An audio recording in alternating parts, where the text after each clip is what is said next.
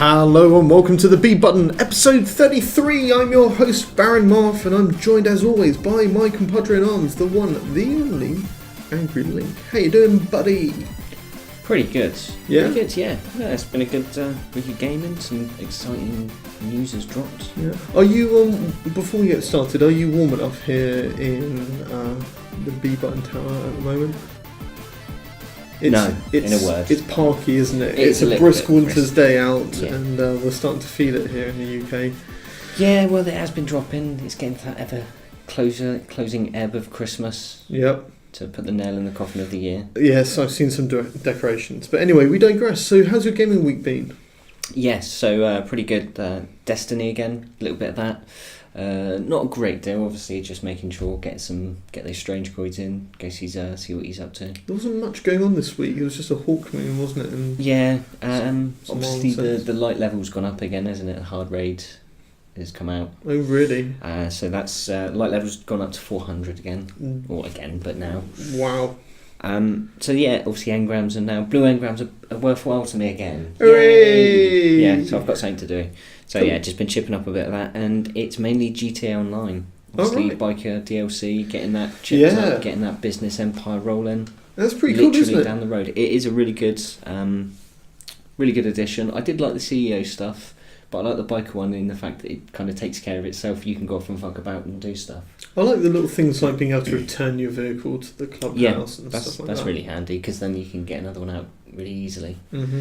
Yeah, I'm looking forward to it. I mean, it's got me very hopeful for the future. Obviously, some big news has dropped this week, so it's... What I like about GTA is the fact that it makes, when they do a DLC, it makes you refocus on a vehicle type. So you'd be like, yeah, bikes for a while, and then bring some out, and and then you get really into right. Which one is the best bike, and what can you do, and all that. And yeah, well, I think that's GTA all over, though, isn't it? It's the Phoenix that will just not ever die out, and it just keeps flaming back up.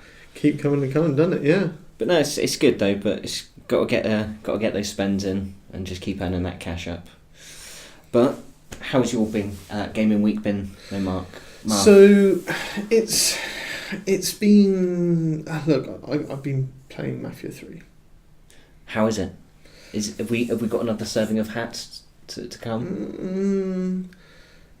I'd have to eat half of the hat. It's a work in progress then. It still needs some more time. It's kind of, it's how I feel about Assassin's Creed. Is it a competent game? Yes. Have they done some relatively interesting stuff in it?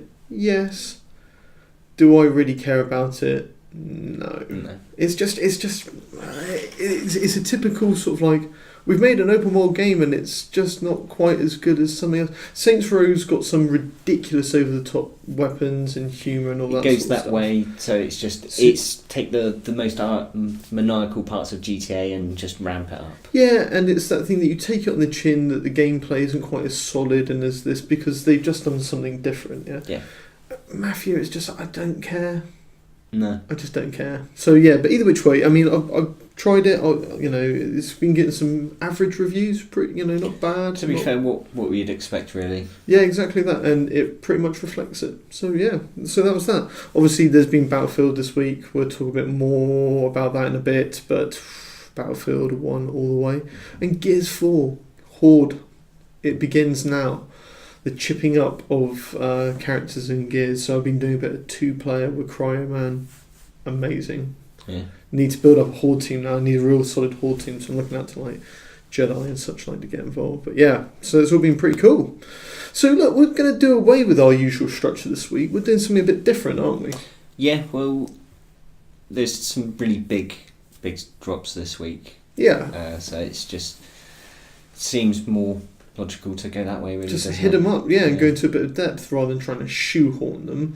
Well, just to rush them through, really, isn't it? Yeah. And do them an injustice. So our 3 hot topics for this week are going to be Battlefield 1, Red Dead Redemption 2, and a bit of the Nintendo NX, or as it's now named, the Switch. The Switch, yeah. Or Switch. Yeah. But Anyway, so Battlefield 1. So earlier on, Link, you tried it for the first time.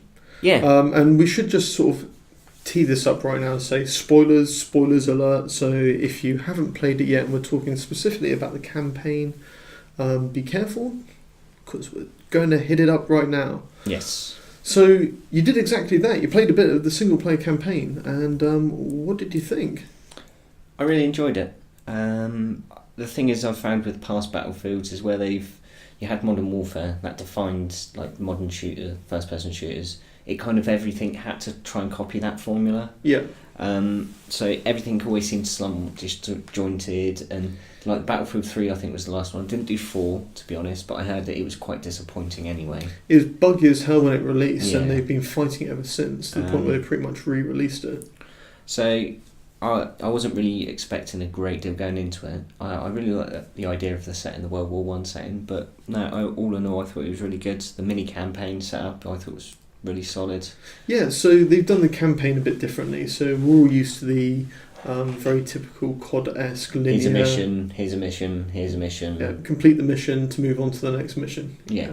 Until you've done 20 missions and that's your game completed. But this is done a bit differently, where it's split up the campaign into 6 different people who are obviously fighting different wars around the world. And it's kind of surviving through that. So the first instance, I mean, the intro, that was, for me, quite an interesting intro. It was amazing. I mean, it looks great. Some of it is hard to take in because of just what is going on around you. I mean, like you said, there's airships and zeppelins falling out of the sky that are in flames, and you're trying to take that in, but you've got this German dude trying to shoot in the face. So, I mean, there's a lot going on, and it's... Yeah, I mean, I'm pretty sure I saw somebody doing like a dead man's walk straight into gunfire, dragging his gun behind him, and like another guy crawling in the mud and getting caught by the lights and ripped up by machine gun fire. And it's just like you say, there's so much goes on when you first play it. You think, you don't see it all, you just can't capture it all. It's very much that sort of Saving Private Ryan kind of... Don't take your helmet off. It's just got that whole... wow, sort of taken aback by it, and it's somewhat hard to concentrate at times. Mm-hmm. But no, it is really good. So I mean, in there we saw, and we haven't touched the multiplayer. We should say we just sort of talked about campaign solely at the moment, but like it's a pretty game. Yeah, it's a pretty game. They're starting to get the best out of the Frostbite engine now. It certainly does look unbelievable in certain places, and it's the kind of game that you think, I really want a £2,000 gaming rig. Yeah. And just so you can crank that shit up to full. But no, it does look phenomenal. And what about storyline? I mean, did it do it for you at all? Well, again, I like the way that it's split up, individual stories and stuff like that. We saw 2 of them, basically. We saw the intro character who basically is in a no-hope survival kind of situation. Well, I liked the presentation and how it it brings in the story, and then how it's going to kind of unfold is already led from the dictation it starts with. Yeah, I mean, as we said, this is spoilers, so you know, if you haven't played it, don't listen to this bit. But you know, it's set up so that a character has to survive for a period of time, and when you die, you move on to the next part of the map as a different person. Yeah, and it does this a few times or several times. Oh yeah. And it for me, it really baked home the whole sort of how futile your chances were in some of these situations. And just how expendable all these people were. Yeah. It does carry some weight. And like you say, when you see what's going on around you, and then you see the fact that when you're dying, that it's showing the name and the birth date and the death and all of that, and then move on to the next. Yeah. It does. It's got that less like you playing a normal one where you die and you respawn and you off you go again. Yeah. It's just this expendable, this reusable soldier. But it's like you say, it has a bit of gravitas, and I think they've done well with how it looks around the area. Yeah. And tried to sort of with the unfolding of, because it's using historical events to tell a story, not telling the story of historical events. Yeah. So it's no, I was impressed. And how did the weapons feel to you? Well, I think the controls in general, I mean, they're pretty much as you expect from Battlefield, but everything's got a really good solid weight to it. Yeah. Everything's got a nice variation, and you can feel the difference in the guns. Mm-hmm. Whereas the more modern shooters, it's less so, because they're generally all kind of the same. It does. I mean, we saw some real mad mental guns like the rocket gun. Yeah. Where you're taking out tanks and your tank sniper rifle and stuff like that. And there's a grenade rifle as well, and all, from a distance. And yeah, it is really good. The only problem is where I've been playing Destiny quite a bit, I was struggling. It was like, where's my grenades? They should have. Oh no, they don't recharge. Yeah. And trying to do the double jumps and stupid things like that. So that's my power. I was doing somewhat poor, but no, I did enjoy it. But it handled well. I mean, they should have got it right by now after these many. Yeah, and also some of the abysmal fuck-ups previously. But all joking aside, there were some changes in gameplay there. So usually you'd expect it's Battlefield, it's a Call of Duty, it's a first-person shooter. You should be running around with a gun, but one of the first games is, or levels I should say, is pretty much based around you being in a tank. Yeah. Well, this was one of the main advances of the era, wasn't it, with the tank warfare, where up to then it was all cavalries and cannons. This is the first real, oh my god, what is this giant fucking steel trap of death? And you've got sort of free roam over the maps, don't you? It's not particularly prescribed, is it? No, all of the levels that I played, it was pretty much, you've got your objective, and there is obviously a point A and point B, but how you get in between those points is quite up to you. And like you were saying, that you were playing different sections differently, and I was wading in on different bits. And other bits you were sort of holding back, and I sort of piled in and died 3 times over. But it's just weird to see how people just initially will take a completely different approach to a map. And one of the things I really wanted to do, so you've got a tank, there's trenches in there, and I thought, right, I know what happens in this sort of thing. What happens is you drive up to where the trench area is, then there's an invisible barrier around the trench where you can't, it just sort of stops, or it won't go there because they don't want to deal with the sort of physical dynamics of these two things interacting. Not at all. Just rolled straight over the trench, fell into it sometimes, skidded out, they've, I'm not saying they've nailed it, down perfectly, but they've dealt with it, and I like that.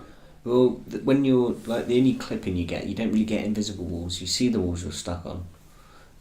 So it does it, like you say, it clambers up over stuff. It struggles to get through other bits, but again, a few rockets and some machine gun generally puts a hole in enough stuff to give it the little bit of teasing it needs, so you can just then smash it. And yeah, I thought it was really, really well handled with the vehicles. I didn't like the flying. I like to be able to control the yaw and the pitch independently. And you can do that. Yeah. But that's just how you've got yours set up. So, you've got the button, the shoulder buttons. But it's there's a lot when you first play Battlefield. They put you a particular setup on where you have both acceleration and roll. It's either roll or yaw, one or the other, on the same analog, and you never quite get. I never quite get what I exactly want, but the Southpaw setup lets you have a lot of controls. Yeah. But for me, I'm impressed with what they've done with this game. I feel like they've really refined it and sort of, played to what people wanted. They don't, people have been screaming out, enough of this modern warfare crap, and they've gone, all right, World War One, old school weapons, here we go. Well, it does get proper brutal. I mean, we've seen in that first mission, you're seeing people there just getting absolutely hammered with the old trench maces and shit like that. But also flamethrowers were horrible in trench warfare. And oh god, there was there was this giant one the British made for a certain battle, and the Time Team lot rebuilt it, and it was phenomenal. It's like sort of 120-foot flame just spewing out gallons of flaming death. But that's not in the game. No. Well, at least not that we've seen. But there is pushing back on the tanks a little bit. For me, one of the things that I had a moment where I was pining down a hill, approached. There was some enemy attacking me from behind a village. There was a property directly in the way of me, and because I built up some momentum and I hit it T-boned it bang on the side of the property. It just piled straight through it, and then it started to clamber up half the wall and go a little bit into the first floor, and then it kind of fell through that and carried on piling through into like tank wharf, 2 tanks in front of it. It was just like, this is epic, this is... They really have... Feels really good. I mean, it reminds me of Bad Company. The way that when you got into a tank, you're like, man, I'm going for everything. Yeah. And you generally are. You can. As long as you get the right momentum on it, it tended to work out. And what I did like is also things like if you approach something at a completely incorrect angle, like a T-junction in a wall, and you like hit the wall side on, it doesn't give as easily, and you do bounce off of it and kind of get, oh shit, Yeah, because you've hit the structural strong points. Yeah. So like I mean, I like that. I like the way that works. So, but you're saying that sort of the aircraft stuff didn't really like do it for you as much. I enjoyed it. It's just I was struggling with the controls because I liked the roll and the up and down and the pitch and the roll on the one can stick, and then it was a bit difficult because there were some points where I'm thinking I could hit that mountain. I might I've just not hit that mountain. Just about missed it. And what about sort of like enemy pilots AI challenging enough? Well, I think it was more of fighting the controls was the challenge. Right. It's one of those, I think on normal it generally is always going to be a kind of spoon-fed experience. I mean, there was so many points when I was playing through some of the on-foot sections where I should have got absolutely just maced. There was one bit where you got jumped by like 3 guys, you were led on the floor and you're like, I'm going to stand up, turn around and run away from this shit. Yeah, and that's it, and that just shouldn't happen, but again, it's on normal, so... I think it's definitely one that would be worth. It encourages the replayability, and I think the maps themselves do allow for that as well. For me, what I found really weird playing a few Battlefields now is that the planes in this game control better than any previous one. Well, I think it's the speed of them, though, isn't it? I think they've definitely made a noticeable difference between if you slow down quite quickly, and if you accelerate, you notice the boost quite noticeably. So that makes it feel a bit more dynamic and a bit more, it's more agile. Engaging, isn't it? Yeah. So that's pretty cool. I quite like the weapons. I'm not fussed about the rockets for trying to take out ground targets, but they were done back then, so I get that. But I do like the machine guns, just like trying to rip up other paper planes in the air, because that's what they feel like when you're shooting them, Yeah, well, it pretty much is. They were balsa wood and the lightest possible materials, weren't they? Yeah. So no, all in all, the presentation of it and I mean how it plays, I was really impressed with. I thought it was a good solid game. I'd really looking forward to sort of smashing through the rest of it. So you buy it? I'd consider borrowing it.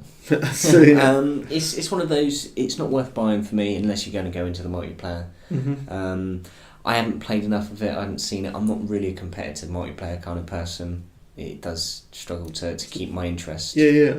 So it's one of those. I may maybe it's a borrower. Yeah. Cool. I may have my opinion changed. I don't know.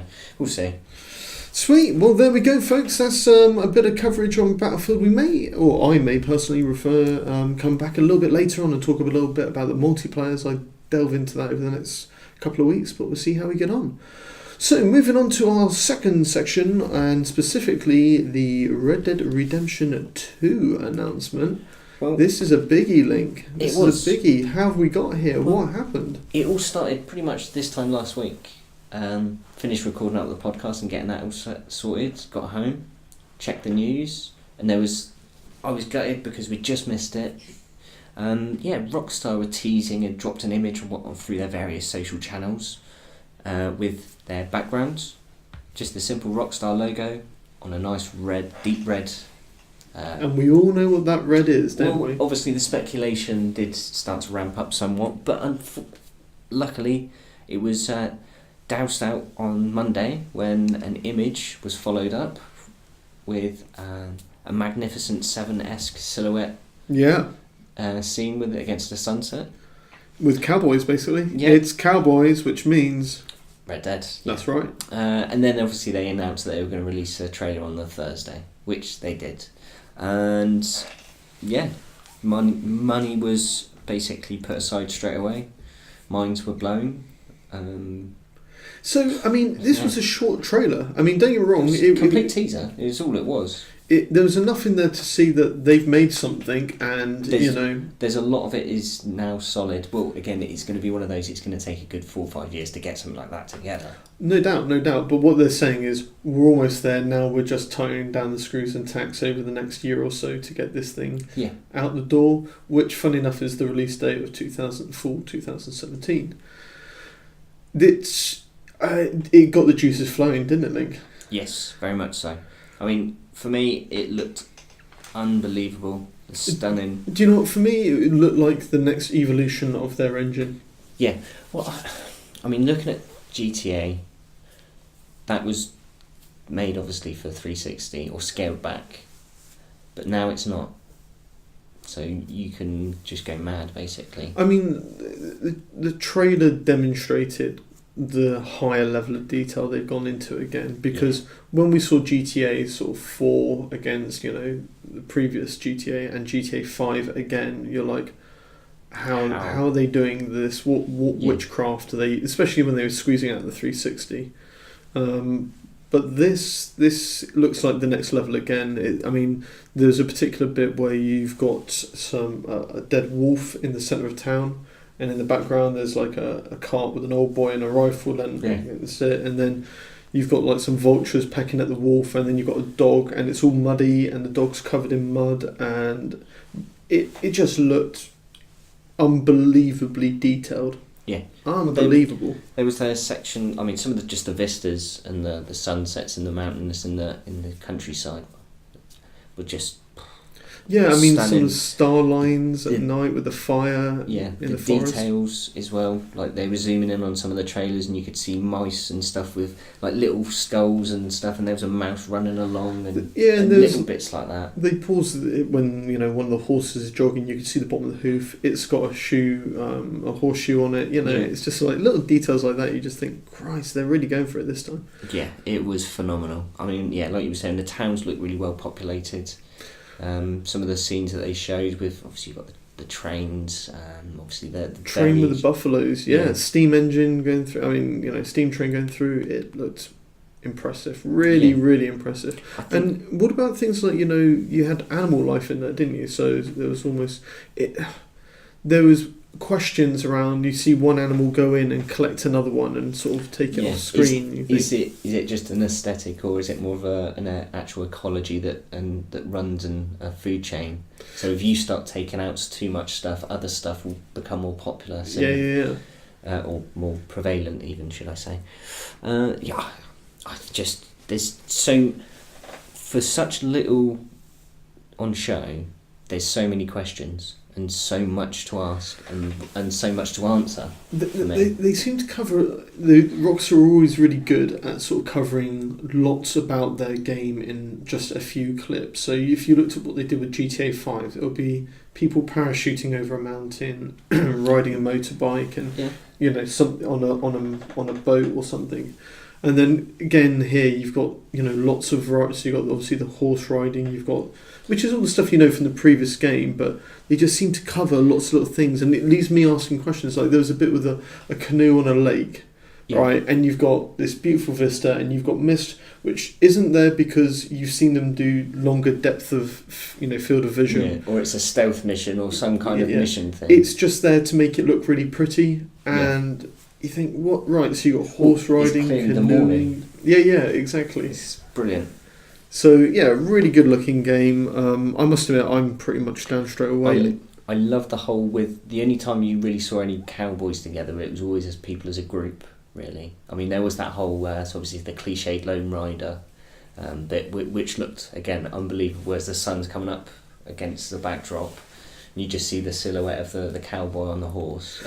Just so many Clint Eastwood films it's reminiscent of. So obviously you've seen this and you're as excited as I am about it, and you're thinking, great, let's have it. But is there anything in particular that you're thinking, please make sure you put that in, or please do this, or please do that? I am kind of wondering how it's going to play out. Are they going to go more of a, like with GTA 5, where there's a single player component and then there's the multiplayer side of it?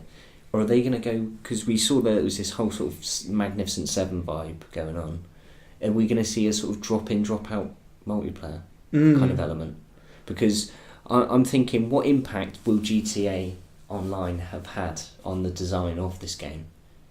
Because they would have built the world, right, let's get the world built, here's our map, because we saw a few months back the leaked maps, or supposed leaked maps.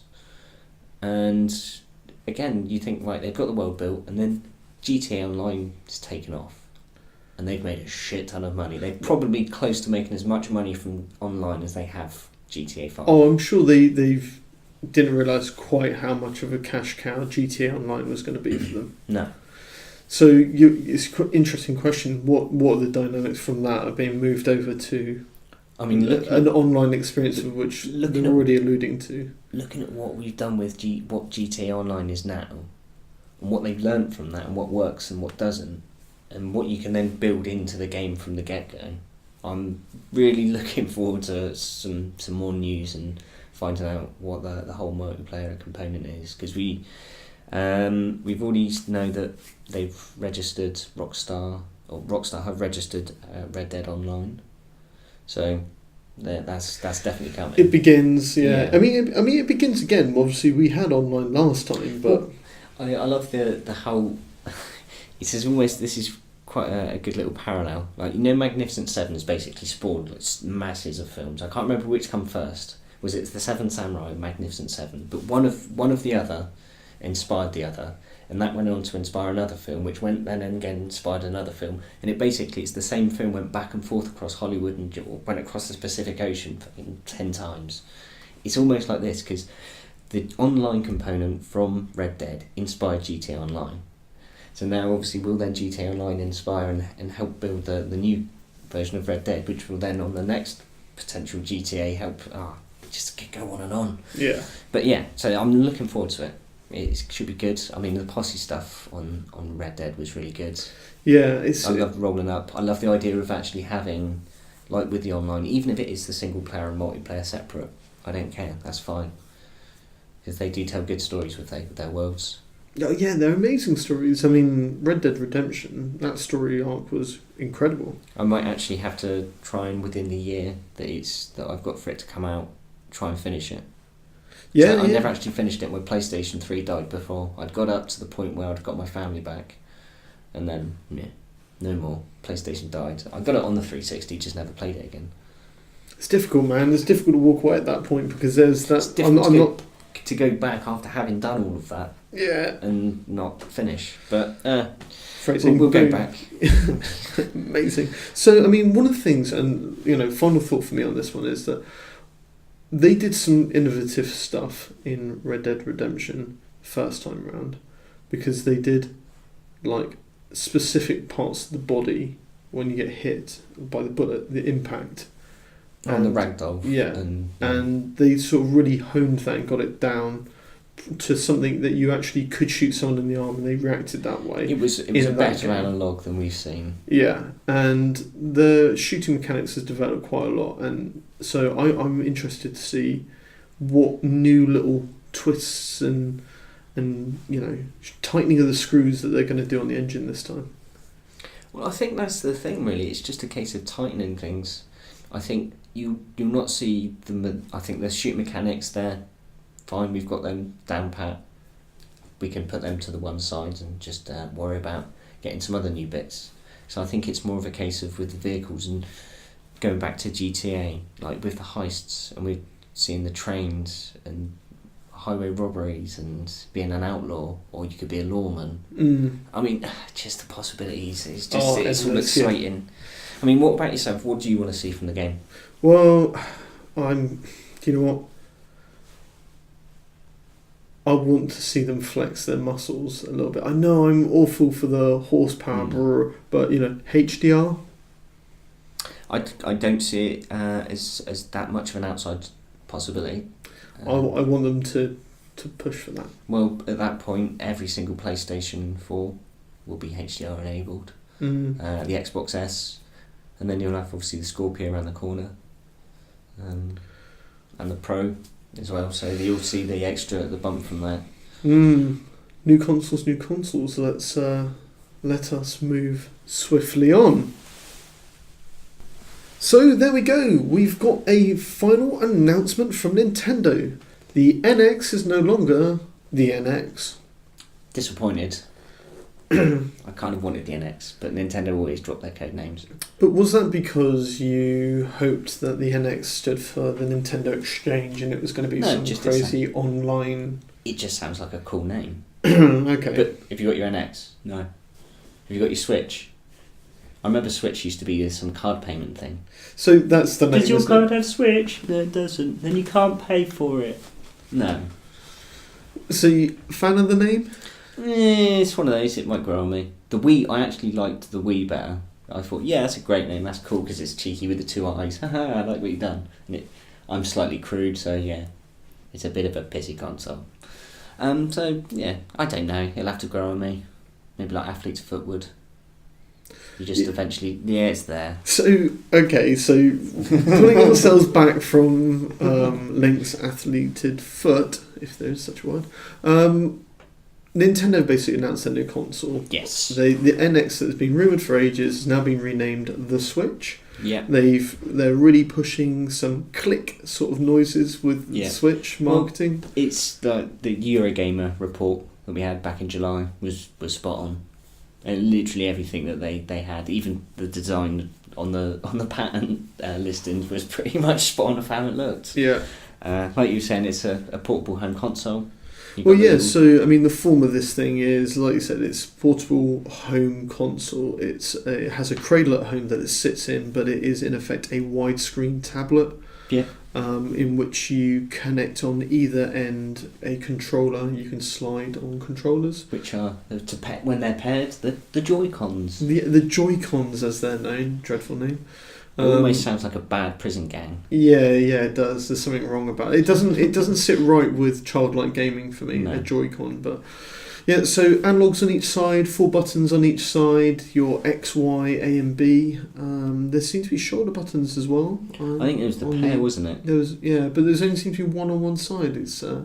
I got confused. I'm not sure if I fully understand how they work yet. Well, they haven't actually gone into great details. It was a 3.5 minute trailer, and it just showed off various scenarios and where it's useful to have a Switch. Yeah, Switch. So I can pay for me stuff. Yeah.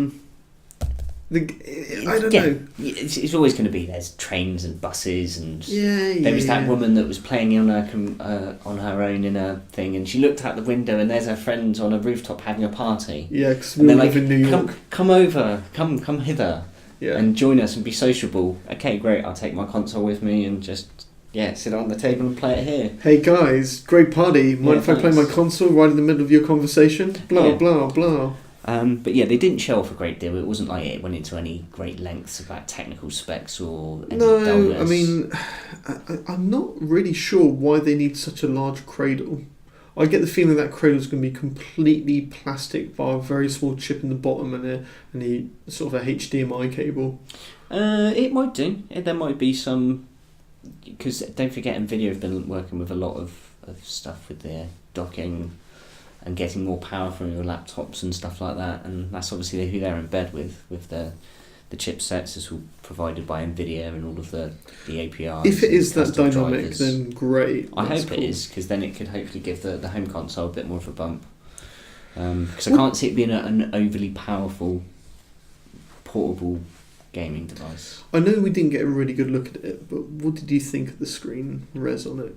What it looked like, how they presented it. I mean, you didn't get to see it very well, and it's got a huge bevel around it. Huge bevel. Oh yeah, but I don't really give too many monkeys about that. They're quite thin. The actual. Yeah, that's what I mean. It looks a tablet, in effect. Like a thick tablet, basically. Probably like a, what would you say, an iPad mini size?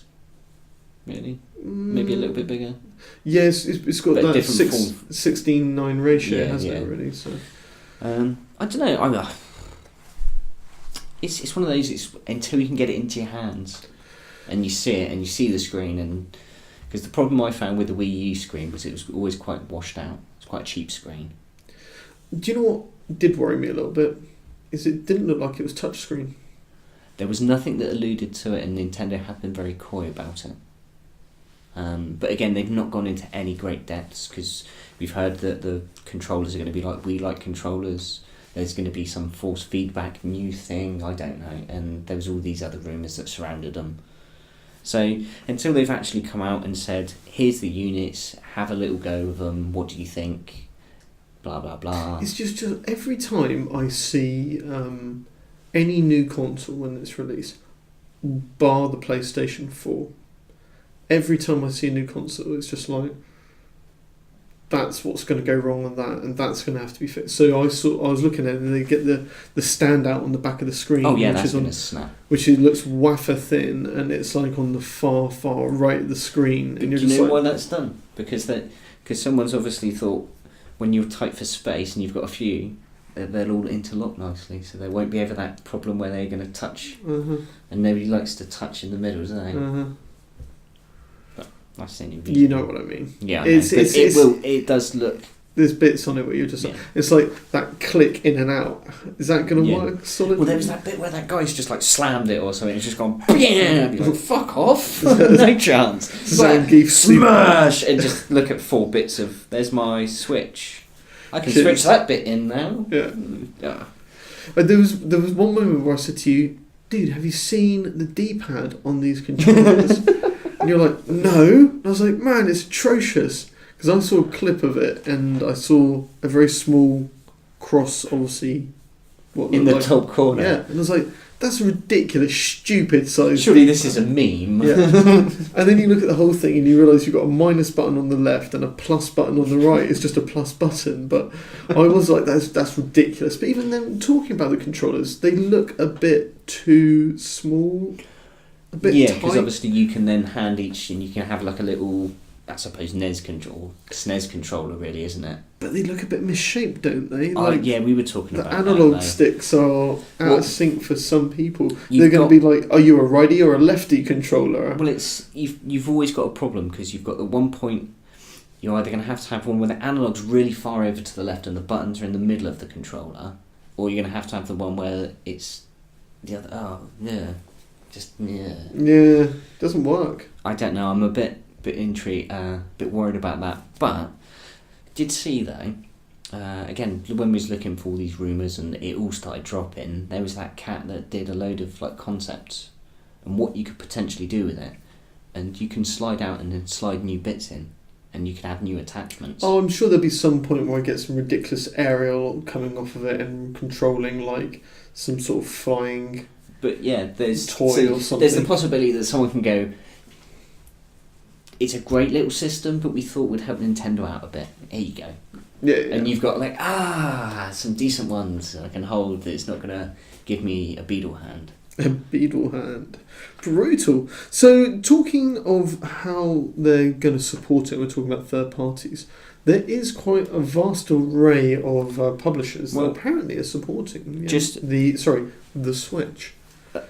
Just the ones that I know and are quite prominent to me. Obviously, there's loads and loads. It's not quite a 150 studio list, but that will just get bigger and bigger. There was a solid 30. But plus. It's got the big hitters, though. Yeah. So obviously, you've got Activision, EA, Ubisoft, Capcom, Sega, Platinum, obviously From Software in there as well, Bandai, Konami, 505 but again, what Konami going to bring? Well, Pro Evo, yay, portable Pro Evo. And on the day up on the banner, we had Unity up there. Yeah, so it's obviously been supported by all of the middleware software companies. Well, it wasn't. The strange thing is, what wasn't up there was Unreal.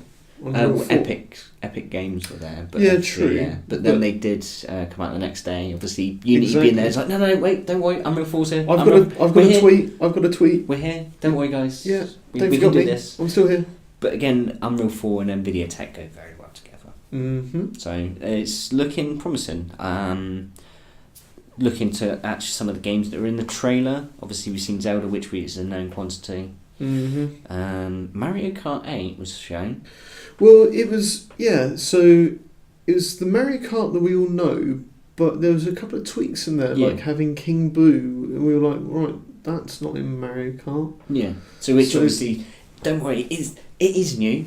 Yeah. But again, Mario Kart, great. Even if it is Mario Kart 8 with Boo, with King Boo. Fuck it, I don't care. It's Mario Kart 8 on. I can pick up. I'm like, I've got to go to work. I'll pick up my NX and walk down the road. Widescreen. Yeah. Who cares? That's it. It's brilliant. What do you reckon the battery life's going to be on that thing? Well, this is the thing, isn't it? There's got to be quite a sizable unit in there for it to be worthwhile. But then it's easy. We'll see. Because and it depends how it's got to be charged as well. Hopefully they go just a standard USB-C or something like that. Because if they can, and they do, then that's amazing, because I can just take a power pack with me. I'm just going to get a 30,000 milliamp power pack. Right, yeah, only lasts 4 hours, it's fine. I've got 25 here. I'm a walking battery station. Exactly, mate. But I mean, like an octopus. I'd love for them to be able to do something like, hey, you know how iPads last for like 8 or 9 hours? This lasts 52. No, just come out with something similar. Be like, actually, we've based it on like a pad rather than a console. If they've done something like that with battery life, then that would be amazing. That would make a huge difference. I'm thinking, though, if you've got anything over 8 hours, anything around 8 hours, 6 to 8 hours, I'd be happy with that. Because if you're thinking a day-to-day thing, right, you're going to go out, you're going to use it on your commute, maybe on your lunch break, you're going to be, at best, 3 or 4 hours away from your home. Get home, plugs back in, and you're on the screen again. Oh no, the missus wants to watch the thing, right, I can unplug it, play it for an hour or two, plug it back in when she's gone to bed, and it's one of those things, it's kind of going to always be, never run down, hopefully. It's a nice idea. But it won't. Oh, I know, it's pipe dreams, and we'll see, once the inevitable iFixit teardown happens. Yeah. Do you know what, as my final thought on this one, I'd say that I'm not sure about all the plugging it into a cradle or having a controller that sort of is one and then splits out to bits and then sticks onto the side of your device, or the fact that you can put the device down and have them two independently. I mean, it's all little nice little novelties, but what I would say is that generally, if as a tablet, a widescreen tablet gaming device with two controllers on either end, both having analogs, both having buttons, I'm pretty sold on that. I like that idea as a handheld, hardcore gaming device. Well, I mean, I've got my little list of thoughts. I'm pretty much, like you say, the system, I'm sold on the concept. When we talked about this last time, I said, I'm down with this. I'd like to think that this cradle system, it does actually give it some extra oomph. Say it runs 720 on the system, but you plug it in and it actually outputs at 1080. HDR, fuck off. It's Nintendo. They ain't going that. You ain't going to get HDR on Nintendo. I don't honestly think graphics will be much of an issue. As long as they can keep parity with what's current, and don't forget scaling comes in massively here, because as long as you can get thereabouts, then you're just talking its resolutions and playing about with that. I mean, look at the fact that you've got the Xbox One games, that it's slightly underpowered, but it doesn't really look any different unless you've got a stupid sized TV. And even then, most of the TVs now make things look a little nicer anyway, so it doesn't really make much a great deal of difference. Yeah. And look at some of the best games, and the best games that we've played over the last... They're not the best looking games. Some of the most awesome games I've played just look like they come out 20 years ago. So for me, graphics aren't a big issue. As long as the games... It's got to be the games. Games. Yeah, that's pretty much. Will it get the games? Yeah. Exclamation point! Exclamation point! Exclamation point! Verging on the sign of madness. Oh dear. Well, there we go, folks. A bit of a full-on or big hitter this week, but there was a lot to cover. Do you know what? My final thought. I know I've said my final thought, but this is it. Is if you want to laugh, go have a look at what the publishers actually said about their support. Link, final thoughts? Games. Me, you can do it, Nintendo. Make it special.